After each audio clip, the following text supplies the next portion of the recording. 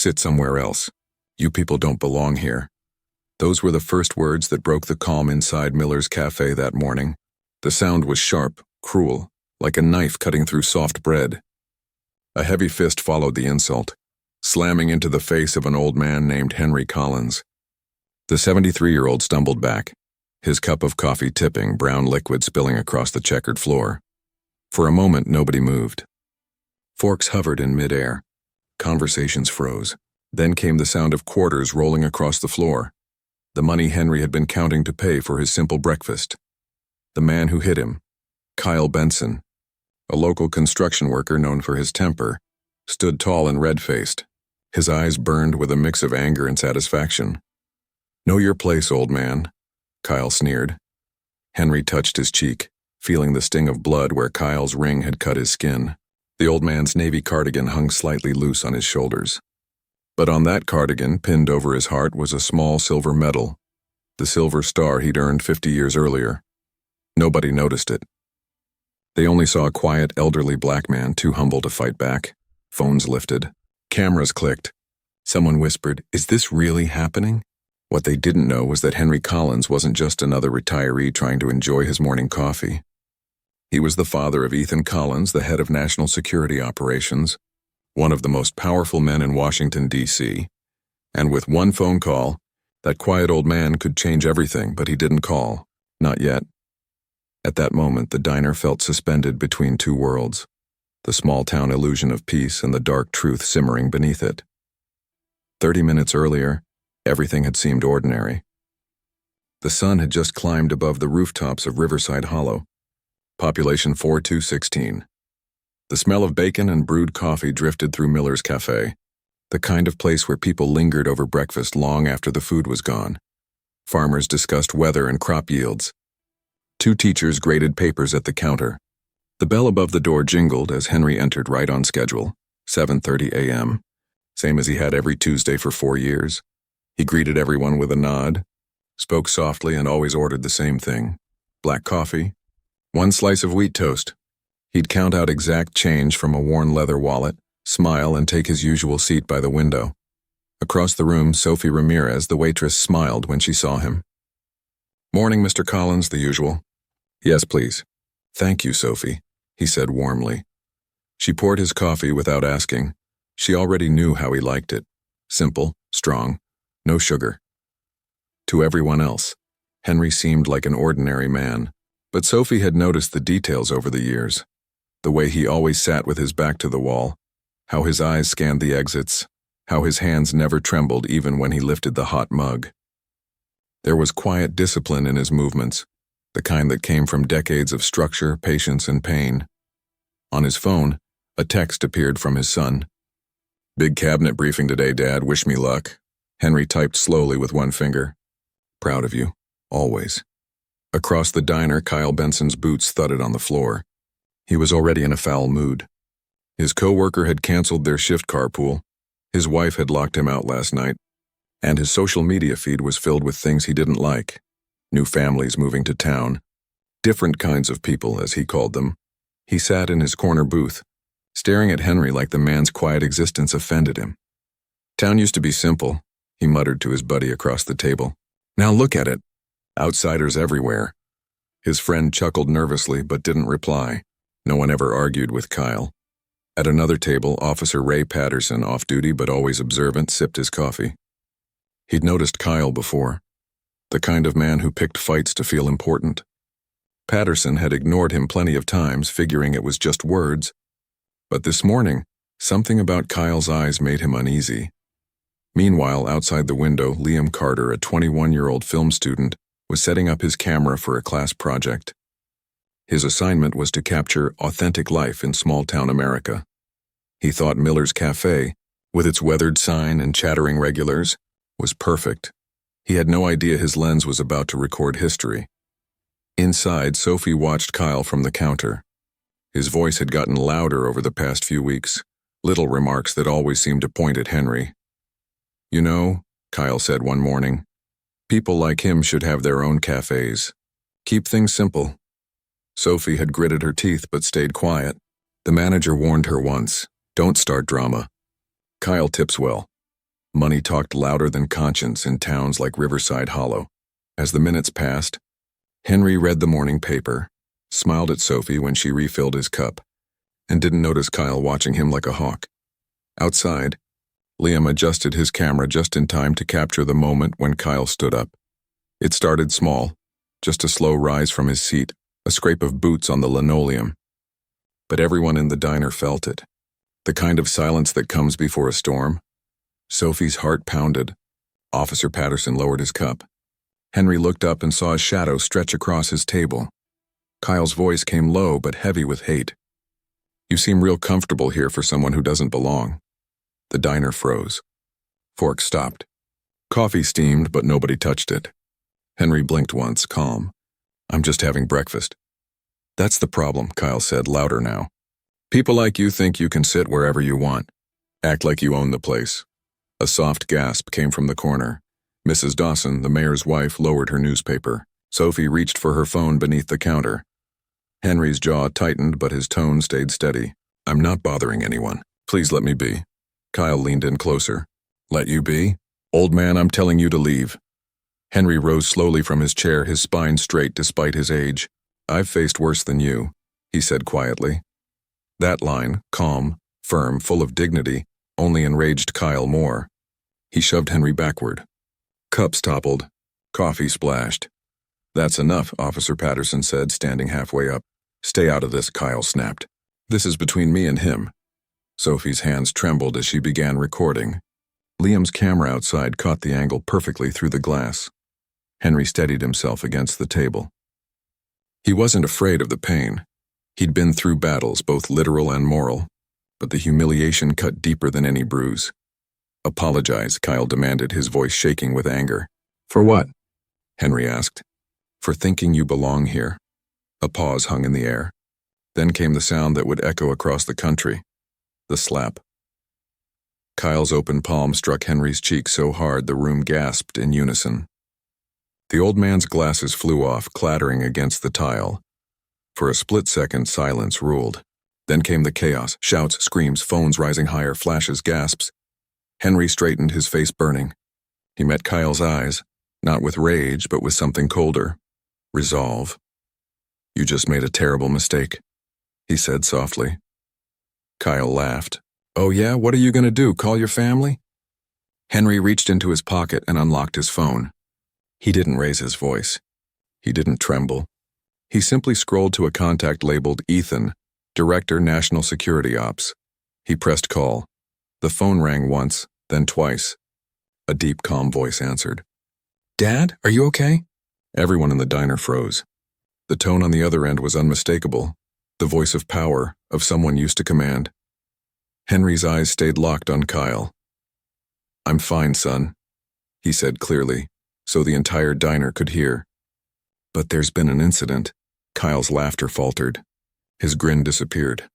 "What kind of incident?" Ethan asked, voice tightening. Henry didn't look away. "A man named Kyle Benson just assaulted me. It's all on camera." The diner fell completely silent. Even the hum of the ceiling fan seemed to stop. Sophie's camera kept rolling. Officer Patterson's jaw dropped.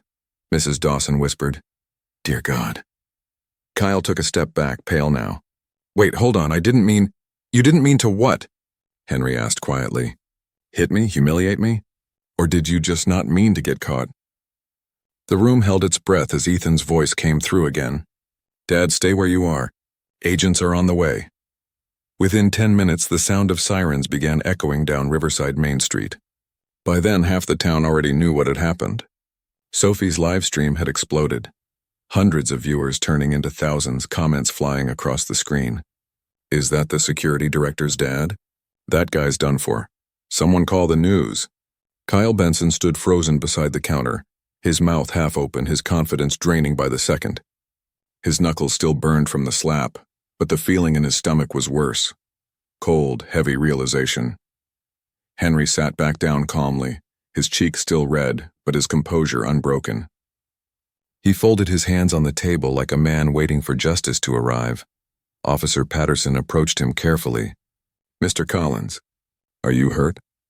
Henry shook his head. "I've been through worse, son, but thank you for asking." Across the diner, Sophie's phone buzzed uncontrollably with notifications. She swallowed hard, her voice trembling as she spoke to no one in particular. It's gone viral. People are already sharing it. Kyle tried to speak, but his voice cracked. Listen, I didn't know who you were. I didn't know. Henry's eyes locked on him. And that's exactly the problem. Outside, more police cars arrived, their lights reflecting off the windows. Liam Carter, still filming from across the street, couldn't believe what he was capturing. He hadn't come looking for a national scandal. He just wanted a good grade. But he'd caught the moment that would turn Riverside Hollow inside out. Within the hour, Ethan Collins's voice reached every major agency in the region, not out of vengeance but out of procedure, because when a federal officer's family is attacked in public, it becomes a matter of national security. By noon, Riverside's quiet streets were crowded with journalists, federal investigators, and neighbors whispering in shock. Reporters surrounded the diner, their questions overlapping. Is it true the victim's son works in Washington? Was it a hate crime? Who's the suspect? Kyle was escorted out in handcuffs, his head bowed, his earlier arrogance gone. Cameras flashed.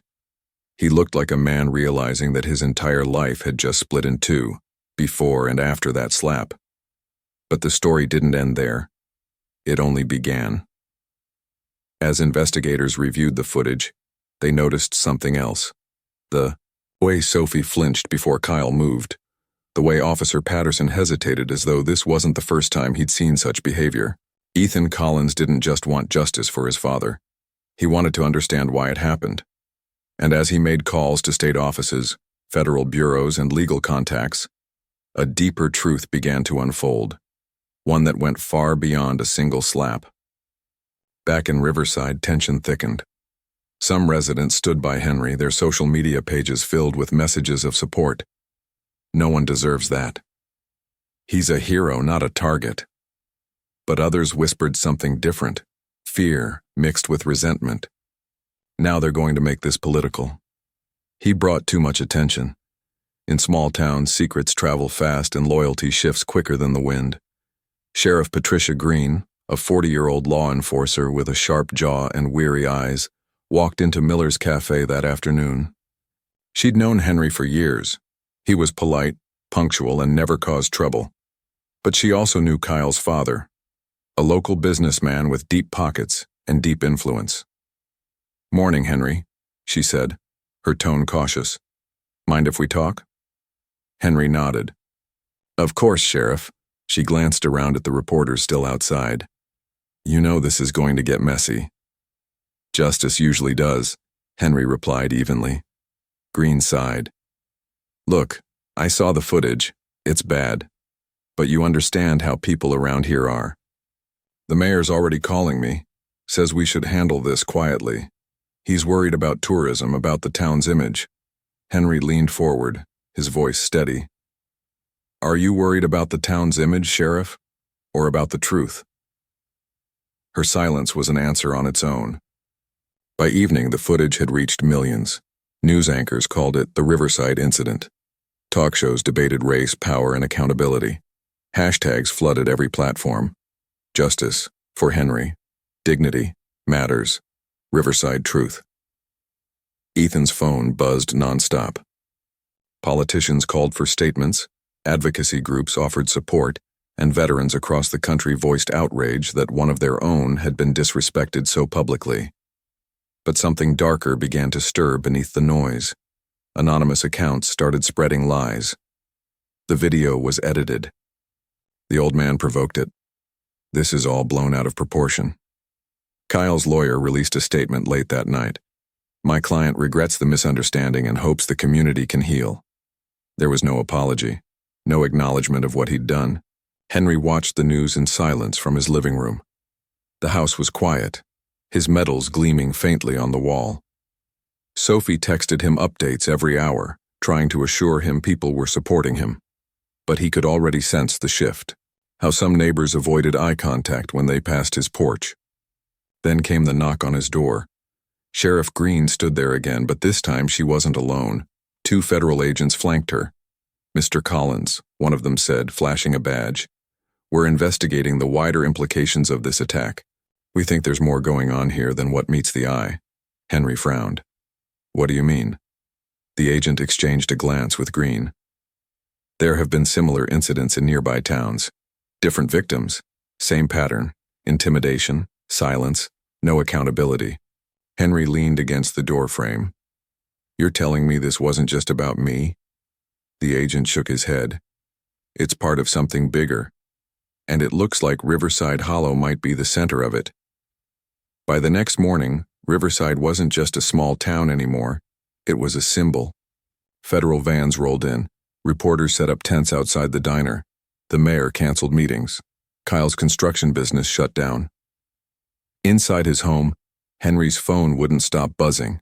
Calls from veterans groups, civil rights lawyers, old friends from his service days, all asking how they could help. Ethan called every few hours, torn between duty and family. Dad, this is spreading faster than I can contain it. We're uncovering things that shouldn't exist. Records, payments, even town council emails about keeping the community's character intact. It's bad. Henry listened quietly. Son, it's been bad for a long time. People just stopped looking. Across town, Sophie met with Liam. They were frightened but determined. Together, they compiled footage, backups, and screenshots, because deep down, they knew the truth was fragile. Evidence had a way of disappearing in Riverside. That night, as the sky darkened over the quiet town, a local radio host spoke softly on air. Something's happening here, folks. This isn't just about one slap. It's about a wound that's been bleeding in this country for generations. The town was changing, and not everyone wanted it to. Outside Henry's house, a car idled longer than it should have. A shadow watched from behind the windshield, waiting. The story that had started with one hateful act was about to uncover decades of buried sins. And by dawn, Henry Collins would realize that standing for dignity meant putting everything, even safety, on the line. By sunrise, Riverside Hollow no longer felt like the same town. Police cruisers rolled past front yards that used to be lined with kids' bicycles. Reporters filled the sidewalks outside City Hall. Every conversation at the bakery or gas station started the same way. Did you hear what happened to Henry Collins? Henry didn't sleep that night. Every time he closed his eyes, he saw Kyle's face, then the bright flash of the phones recording him. He wasn't afraid of being remembered for that moment. He was afraid that the truth behind it would be buried like so many others. The next morning, Ethan called again. Dad, the FBI's Civil Rights Division has opened a case, but it's not just about the assault. There's financial stuff, real estate transactions, local contracts. It's wide. Henry sighed, rubbing his temples. How wide? Wider than you'd think a small town could be. By mid-morning, 2 federal agents met with Sheriff Green inside the diner. They spread photographs and printouts across the counter, property deeds, bank transfers, private emails. Sophie stood nearby, arms crossed, her apron still on. She'd refused to close the cafe, saying people needed to see her working, not hiding. The agent pointed to a series of names connected by red pen lines. It's not just prejudice, it's profit. Developers, business owners, council members. They're creating pressure on minority residents to leave, then buying up the properties for cheap. Sophie's eyes widened. So all this time, every dirty look, every rude comment was business? Business disguised as hate, the agent replied. Or maybe hate disguised as business. Hard to tell the difference when money's involved. Across town, the mayor paced in his office, his phone ringing nonstop. Tell them I'm unavailable, he barked at his secretary. He'd been up all night, watching the footage climb past 10 million views. National outlets were calling Riverside Hollow a mirror of small-town America. The mayor didn't care about morality. He cared about optics. Outside his office, protesters began gathering with handmade signs. Dignity for all. Justice for Henry. End the silence. At noon, Henry received a call from an unfamiliar number. Mr. Collins, this is Dr. Rebecca Miller, civil rights attorney with the State Coalition. We'd like to represent you. What happened to you is unacceptable, and it may open the door to something much larger. Henry hesitated. Ma'am, I didn't come looking for a movement. I just wanted to drink my coffee in peace. I know, she said gently, but movements don't start because people want them to. They start because they have to. That evening, a black SUV pulled into his driveway. Ethan stepped out, looking more like a soldier than an official. His tie was crooked, his eyes rimmed with exhaustion. He hugged his father tightly. I had to see you, he said. You okay? Henry smiled faintly. I've been better, but I've also been worse. Inside the house, they sat at the kitchen table surrounded by stacks of newspaper clippings. Ethan spread out files marked confidential. We found emails between the mayor, local contractors, and a bank. They were discussing how to preserve the cultural integrity of the town. That's coded language, Dad. It's systematic discrimination. Henry stared at the papers for a long time. They built an entire system to keep people like me out. And it's been right under our noses. Later that night, a brick shattered one of his front windows. When Henry rushed outside, no one was there. Just the faint sound of a truck driving off. On his garage door, someone had spray-painted 2 words in red. Go away. Ethan wanted to pull his father out of town immediately. I can have agents relocate you for safety. Henry shook his head. No, if I leave now, they win. And if they win here, they'll do it again somewhere else. Word spread that Henry was staying. That small act of defiance became the spark others needed. Sophie organized a group of residents to walk with him to the cafe every morning. Liam uploaded a documentary short using his footage. It hit 1 million views within 2 days.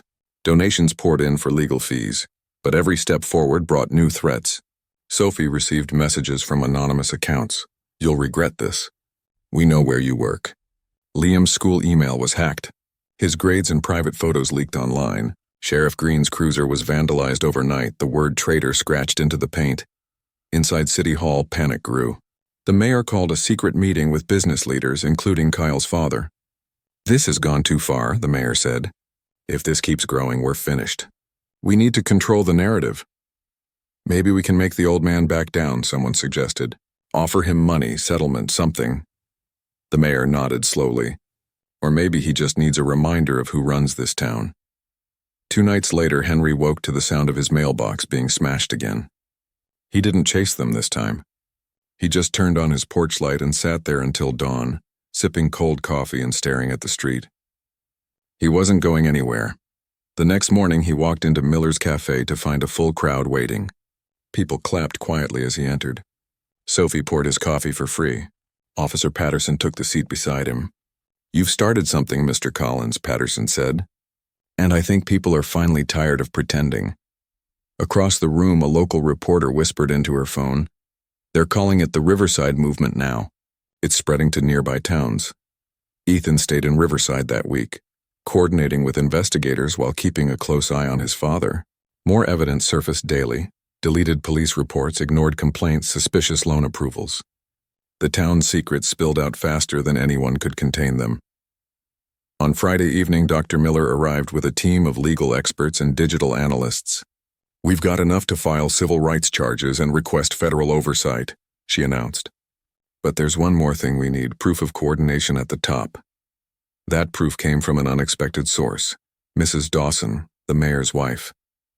She arrived at Henry's house trembling, clutching a small recorder. I can't live with this anymore, she said. My husband's been covering for them. He knew everything. I've been recording his calls for months. The recordings were devastating. Conversations about reducing undesired demographics, about keeping property values steady, about sending a message when outsiders don't take hints. Henry listened in silence.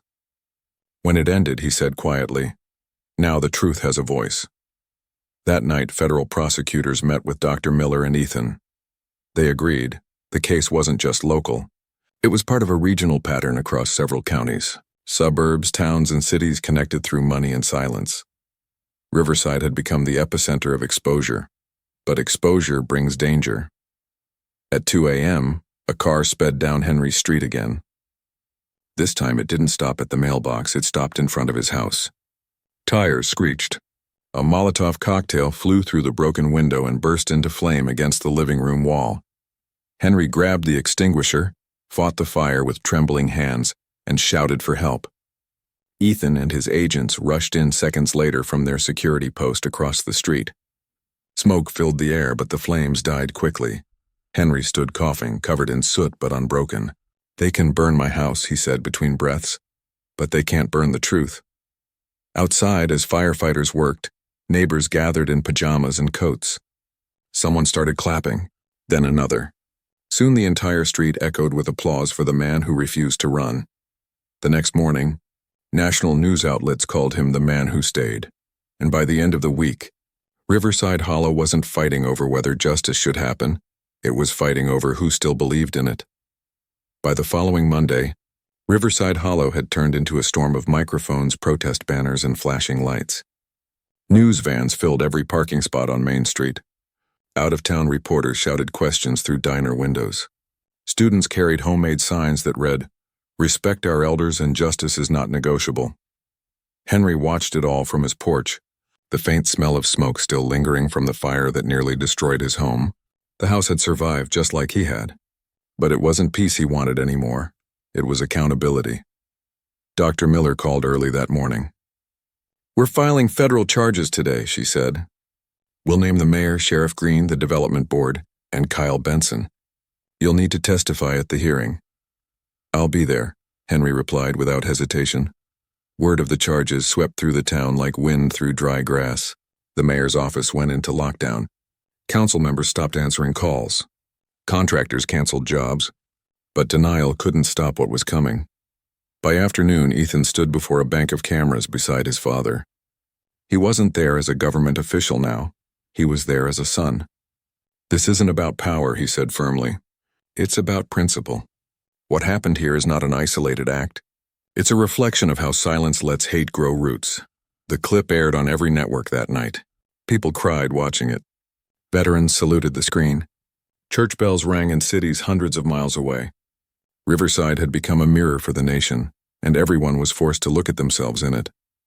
Meanwhile, Kyle Benson sat alone in a holding cell, his once proud face hollow and pale. His lawyer visited, shuffling papers nervously. "They've got everything," he said. "Video, witnesses, financial ties. You need to cooperate." Kyle stared at the wall. "You think they'll forgive me?" The lawyer didn't answer. That same day, Dr. Miller and her team uncovered a folder in the county records labeled Community Revitalization Fund. It wasn't just money for beautifying parks or repairing streets. It was a slush fund used to funnel donations between officials, developers, and the sheriff's office. Every dollar had a purpose: to reshape the town by quietly pushing out anyone who didn't fit their heritage image. Sophie gasped when she saw her own neighborhood listed in the documents. "They were planning to buy out our homes next year." Every one of us, Liam filmed every discovery. His once small student project had evolved into a full-scale investigation watched by millions. His emails overflowed with messages from people in other towns sharing their own experiences. Stories of subtle racism, silent discrimination, unspoken rules about where people should live, shop, or belong. The movement was spreading faster than any one person could control. By midweek, the federal hearing convened in the Riverside courthouse. The line of witnesses stretched down the hallway. Inside, rows of reporters filled every seat. Henry sat in the front, calm and silent, a folded handkerchief in his lap. When his name was called, he rose slowly, straightened his cardigan, and took the stand. "Mr. Collins," the attorney asked, "can you tell the court what happened that morning?" Henry spoke simply. He didn't dramatize or preach. He described the insult, the slap, the silence of the crowd, and the phone call that changed everything. His voice didn't tremble. When asked how he felt, he said only, "Tired." Not of the fight, but of pretending it isn't there.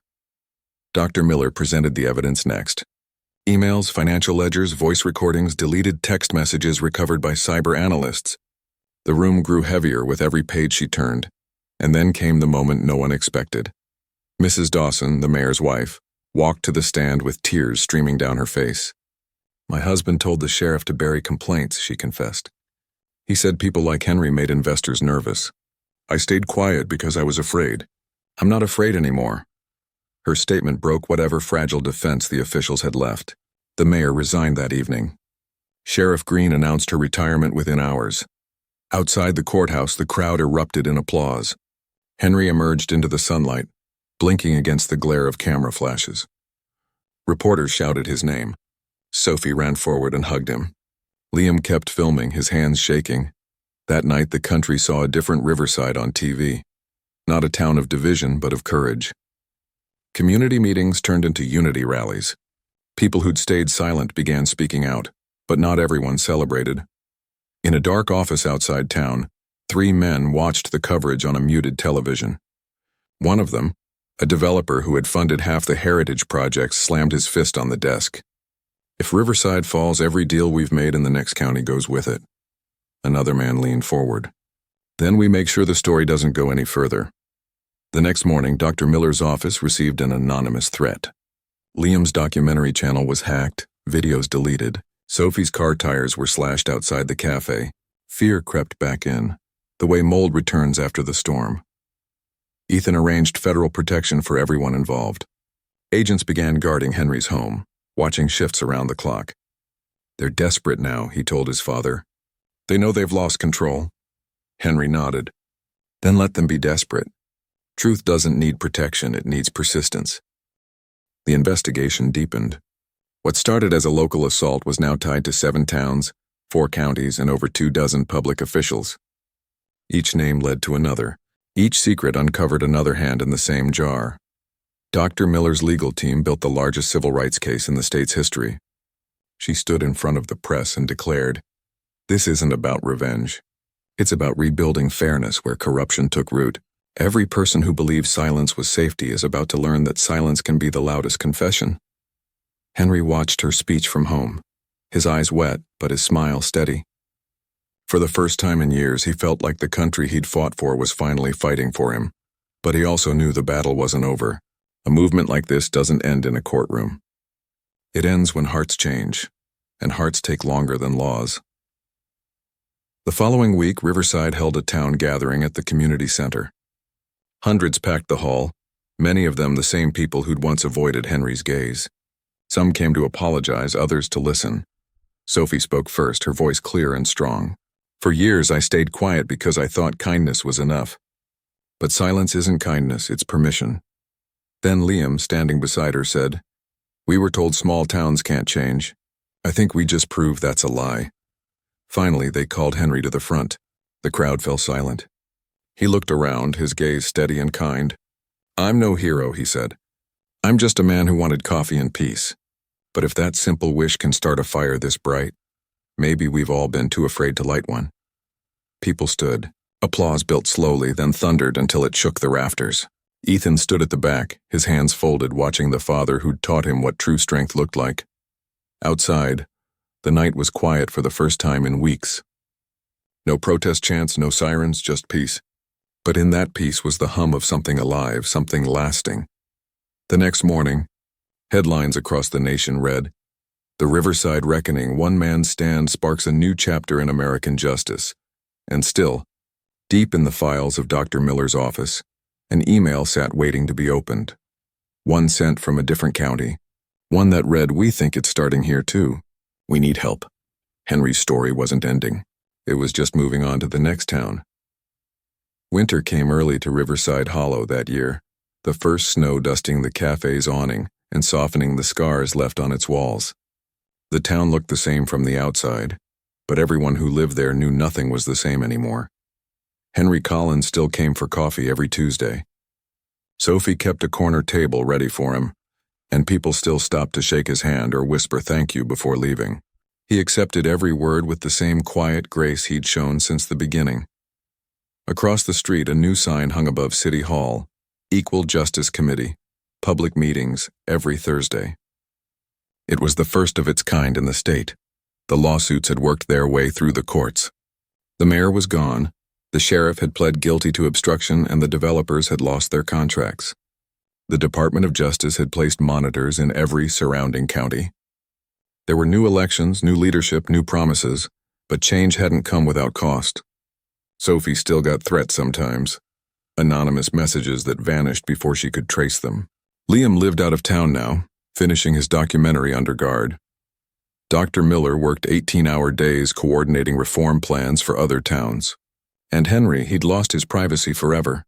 People looked at him now and didn't see a man. They saw a symbol. One night, Ethan came home for the holidays bringing stacks of mail that had arrived at his office for his father. Thousands of letters, some written in neat cursive, others barely legible. People from across the country thanking Henry for giving them courage. Veterans, teachers, parents, kids, all saying the same thing. You made me believe people can still stand up. Henry opened one envelope and smiled. This one's from a town in Georgia, he said softly. Says they're forming a unity coalition like ours. I guess trouble doesn't stay in one place. Ethan poured them both coffee. Neither does hope. In January, the governor of the state invited Henry to speak at the Capitol. He almost refused, saying, I'm no politician. I'm just a man who got slapped and stayed standing. But Ethan convinced him. Dad, you didn't start this to make speeches. You started it to remind people how dignity sounds when the world goes quiet. That's what they need to hear. So Henry went. The hall was filled with lawmakers, soldiers, reporters, and citizens. He walked to the podium without notes, his cardigan buttoned, his medal glinting faintly under the lights. When the applause quieted, he looked out over the crowd and began. I was 73 years old when a man told me I didn't belong in a diner. He thought I'd walk away. He thought my silence would keep him comfortable. But silence is what built the world that made him think that was acceptable. You can't change a town with laws alone. You change it by refusing to look away when someone's dignity is being taken from them. Every time you stay quiet, you help the wrong side win. The room stayed utterly still.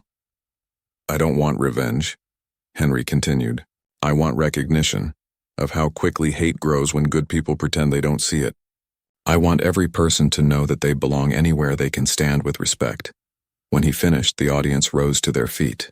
Not the polite applause of politics, but something raw, like gratitude made into sound. Over the next few months, his words rippled outward. Cities launched diversity programs named the Collins Initiative. High schools screened Liam's documentary. Dr. Miller's legal network expanded into 12 states. Sophie's Cafe became a pilgrimage site for travelers who wanted to see where it all began. Kyle Benson eventually faced sentencing. He stood before the same judge who'd heard Henry's testimony. His voice broke as he said, If I could take back what I did, I would. But I can't. All I can do is live different. The judge nodded and handed down a fair but heavy sentence. Even Henry, watching from the front row, whispered a prayer for the man who had once been his enemy. Life in Riverside Hollow settled into something quieter, more honest. The weekly town meetings grew crowded at first, then steadier as people realized they could disagree without hate. Veterans helped restore the cafe's mural. Students planted trees along the main road, calling it the Path of Honor. Henry never called himself a hero. When asked what he wanted most after everything, he always said, peace and good coffee. But the truth was that peace, once won, doesn't rest, it keeps asking for care. 3 years later, on the anniversary of the incident, the community gathered again. Snowflakes drifted through the air as families filled the square. Sophie, now mayor, stood at the microphone. We built something together, she said. Not because of fear, but because one man refused to be small in the face of cruelty. She gestured to the front row where Henry sat, wrapped in his old navy cardigan. The crowd turned toward him. For a moment, the silence was like that day in the diner, but this time it wasn't fear. It was respect. He rose slowly to his feet, his breath visible in the cold air, and said only 3 words, keep it alive. That night, as he walked home under the streetlights, his phone buzzed with a message from Dr. Miller. Another case in a town called Clearwater. Same signs. They're asking for guidance, he smiled, tucking the phone into his coat. There's always another fight, he murmured, almost to himself. When he reached his porch, he looked back down Main Street, the same road where it had all begun. The cafe lights glowed warm against the snow. The town was quiet now, but it wasn't asleep. It was awake, watching, learning.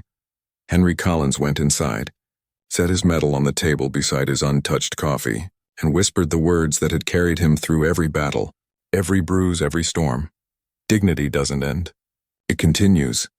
And somewhere beyond Riverside Hollow, in a town that hadn't learned its lesson yet, someone else was about to.